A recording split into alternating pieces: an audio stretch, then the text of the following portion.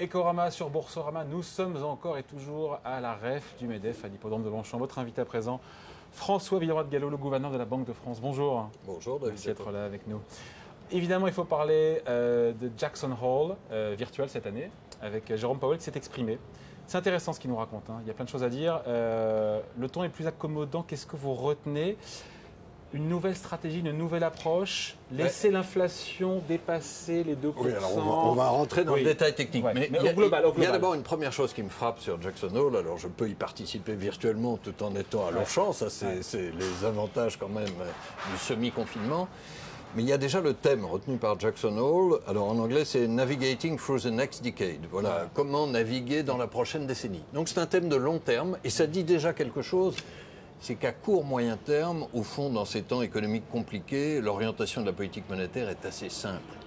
Tant que l'inflation reste trop faible, c'est 0,4% en zone euro, notre rôle, notre devoir même, c'est de soutenir et d'accommoder la reprise. Donc nous allons maintenir des taux d'intérêt bas et des liquidités abondantes. Encore plus longtemps. Aussi longtemps que nécessaire pour revenir vers notre cible d'inflation. Mais ça, je crois que c'est un message de toutes les grandes banques centrales. Et Jay Powell, il choisit, lui, de faire un discours sur la durée, sur le long terme, pour clore la revue stratégique de la Fed.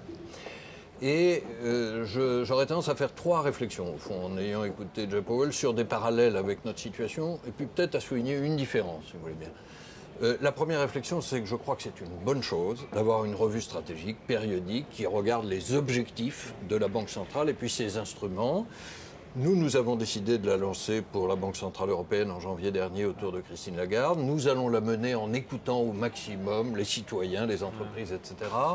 Et nous allons la conclure très probablement au 2e semestre de l'an prochain.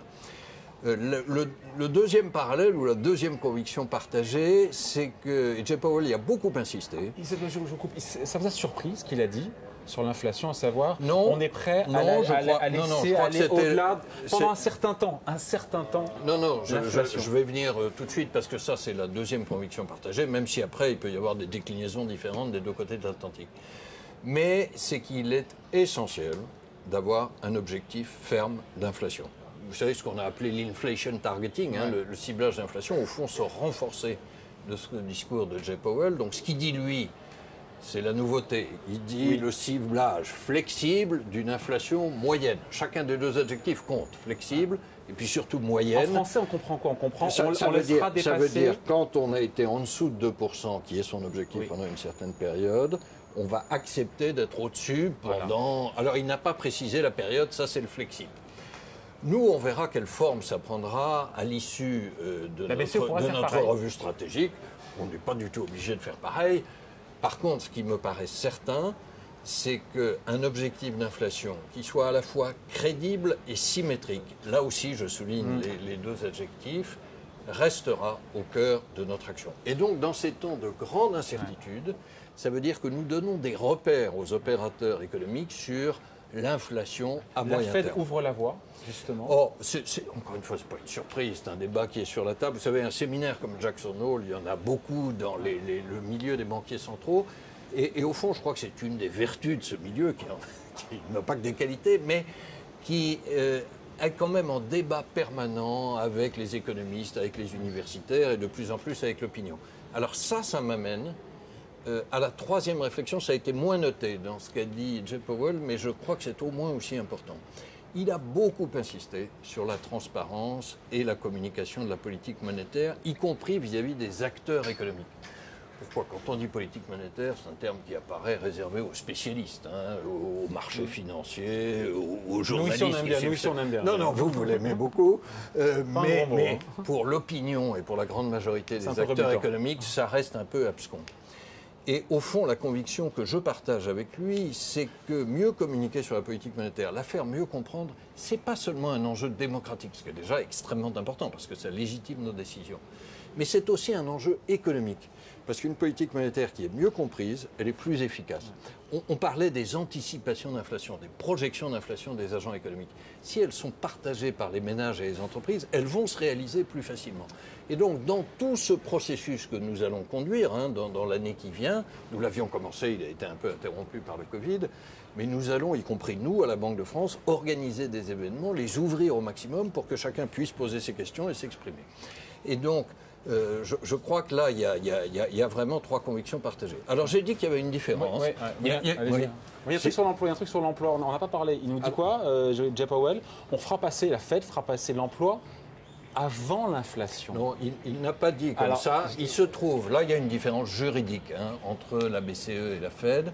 C'est que nous avons un mandat avec un objectif central, c'est la stabilité des prix, l'inflation, et puis un certain nombre d'objectifs secondaires, alors que la Fed a ce qu'on appelle un mandat dual, c'est-à-dire à la fois l'objectif de l'inflation et l'emploi. Mais au même niveau, là nous dit l'emploi sera avant l'inflation.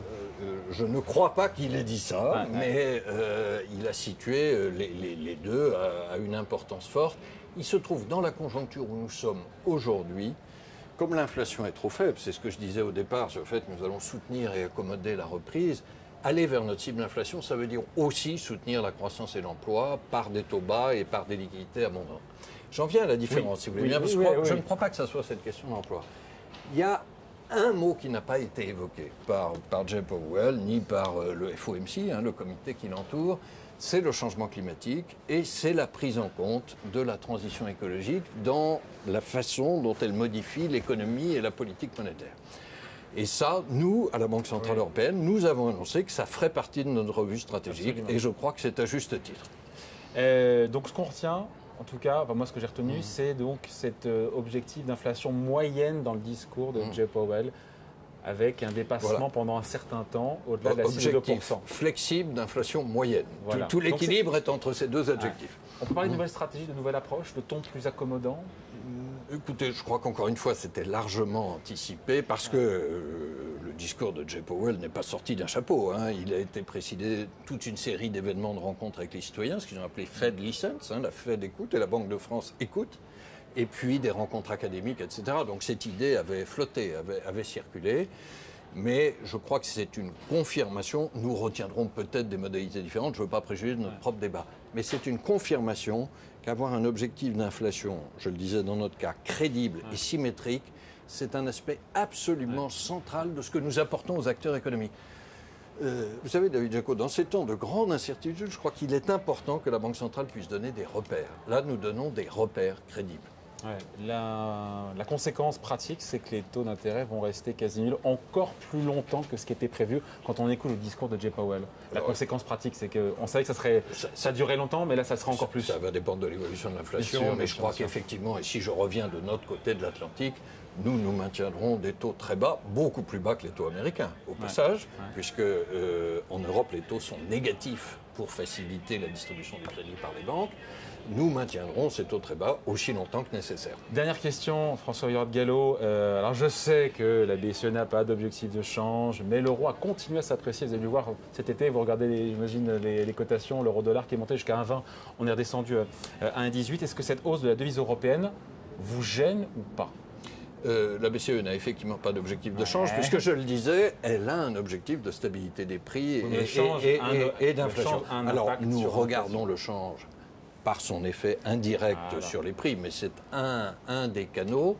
Donc pas de problème, je note juste au passage par rapport à vos questions sur est-ce qu'on s'attendait à ce qu'a dit Jay Powell, que quand vous regardez la réaction du marché des changes cet après-midi, en tout cas, il a extrêmement peu bougé. Donc c'était, si j'ose dire, c'était dans les cours, c'était anticipé.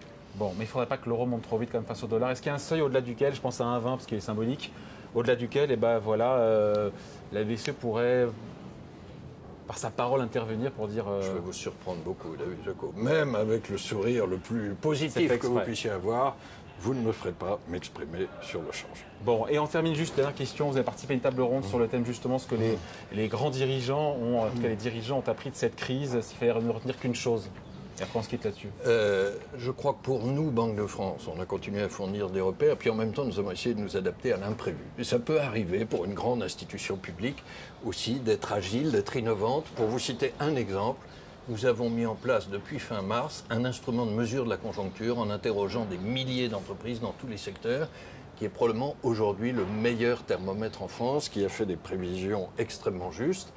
Et donc, je dirais qu'aujourd'hui, la reprise se passe selon nos prévisions, peut-être un peu mieux sur 2020. Vous avez dit début juillet, un peu mieux que prévu en France. Est-ce que vous dites la même chose aujourd'hui? C'est tout à l'heure qu'on entend un peu partout. Je rappelle juste notre prévision du mois de juin, c'était moins 10% sur 2020, oui. Plus 7% en 2021, ouais. Plus 4% sur 2022. Ce que je dirais aujourd'hui, nous sommes le 28 août, c'est que globalement la reprise se passe conformément à nos prévisions. Je crois qu'il faut oublier un peu le bruit. Il y a certaines semaines où tout le monde est très optimiste, puis la semaine suivante tout le monde devient très pessimiste. Globalement la reprise se passe selon nos prévisions. Nous publierons le 14 septembre nos nouvelles prévisions.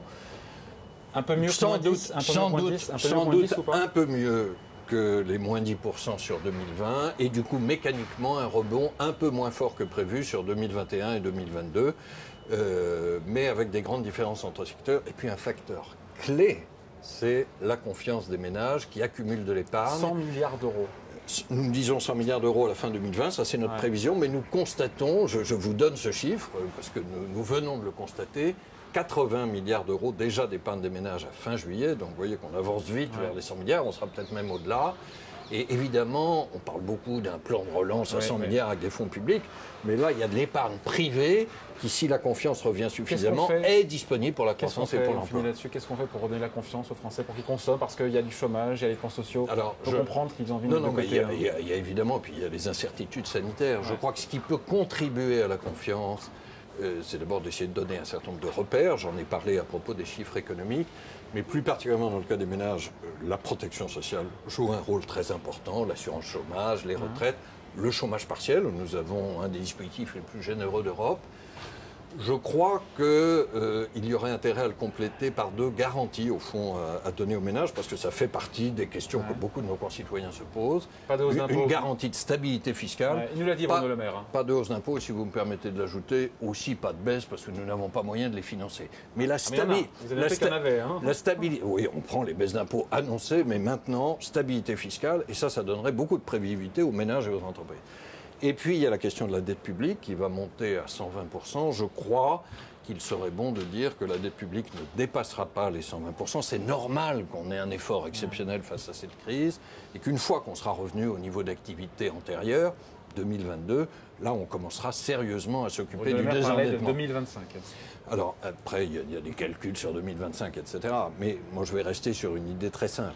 Il ne faut pas dépasser les 120% aujourd'hui, c'est déjà beaucoup. Nous sommes passés en un an de 100 à 120%. Et après 2022, il va falloir s'occuper sérieusement du désendettement.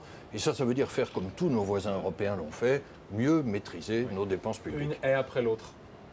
D'abord, il y a l'urgence de relancer... Non, mais aujourd'hui, l'important, c'est de consolider cette reprise. Mais... j'opposerai pas, vous voyez, la relance budgétaire et puis la soutenabilité à moyen terme, parce que ce qui fait le lien entre les deux, c'est la confiance des Français. Beaucoup de nos concitoyens, ils me posent la question, ils vous posent sans doute la question, ils disent mais comment on va faire avec cette dette? Aujourd'hui, elle est gérable, les investisseurs internationaux nous font confiance, mais c'est très important que dans la durée, comme l'ont fait l'Allemagne, comme l'ont fait beaucoup de nos voisins, on ait une stratégie de désendettement. Honnêtement, on aurait dû le faire avant la crise Covid. Le problème des 120%, c'est pas les 20. C'est l'entrée, c'est pas les 20% de 2020, c'est les 100% que nous avions à fin 2019. Allez, c'est un autre débat. Merci d'avoir été avec nous, en tout cas, François Villeroy de Galhau, le gouverneur de la Banque de France, invité de l'émission Ecorama sur Boursorama, enregistré depuis la REF du MEDEF. Merci. Merci.